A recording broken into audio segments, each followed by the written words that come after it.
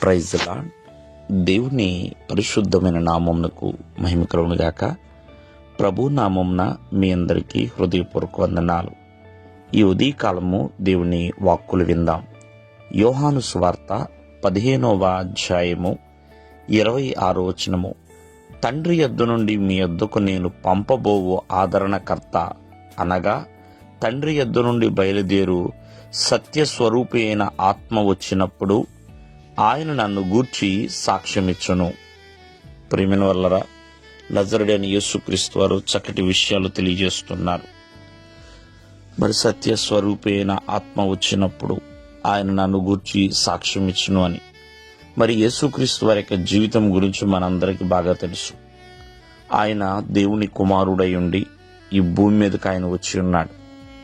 ప్రియమైన వల్ల పరమును విడిచిపెట్టి మనందరి రక్షణ కొరకై, విమోచన కొరకై, మరి ప్రతి ఒక్కరి పరిశుద్ధత నిమిత్తమై ఆయన తన విలువైన ప్రాణాన్ని కూడా సిలువలో ధారపోసి ఉన్నాడు. కావున ఒకసారి మనం ఆలోచించేద్దాం.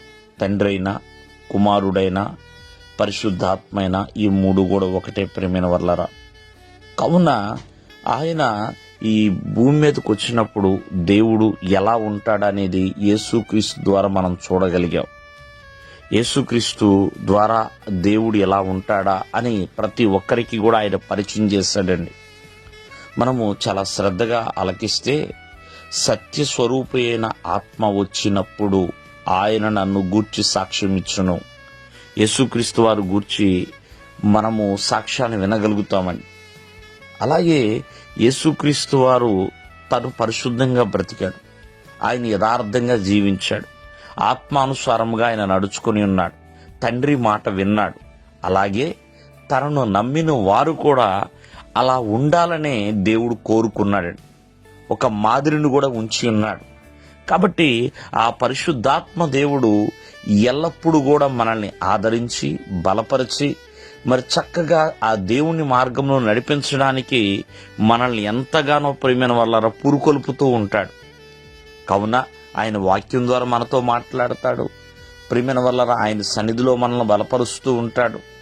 కావున ఎల్ల వేళలా మనం ఆలోచించాలి. యేసుక్రీస్తు వారి గురించి సాక్ష్యం వినటమే కాదు, కానీ ప్రియమైన వల్ల మనము కూడా ప్రభు గురించి సాక్షిగా నిలబెడతాం.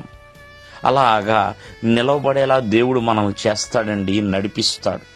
కావున యేసుక్రీస్తు వారిని ఎప్పుడు కూడా మాదిరిగా మనం ఉంచుకోవాలి. ఆయన జీవితం ఎలా ఉంది, ఆయన క్రియలు ఎలా ఉన్నాయి, ఆయన ప్రార్థనా జీవితం ఎలా ఉంది, ఆయన నడతలు ఎలా ఉన్నాయి. కాబట్టి నన్ను పోలి నడుచుకుండని దేవుని యొక్క వాక్యం ద్వారా మనం చూస్తున్నాం. కాబట్టి యేసుక్రీస్తు వారే మనకి చక్కటి గొప్ప మాదిరి. దేవుడు మిమ్మల్ని ఆశీర్వదించునుగాక. ఆమేన్.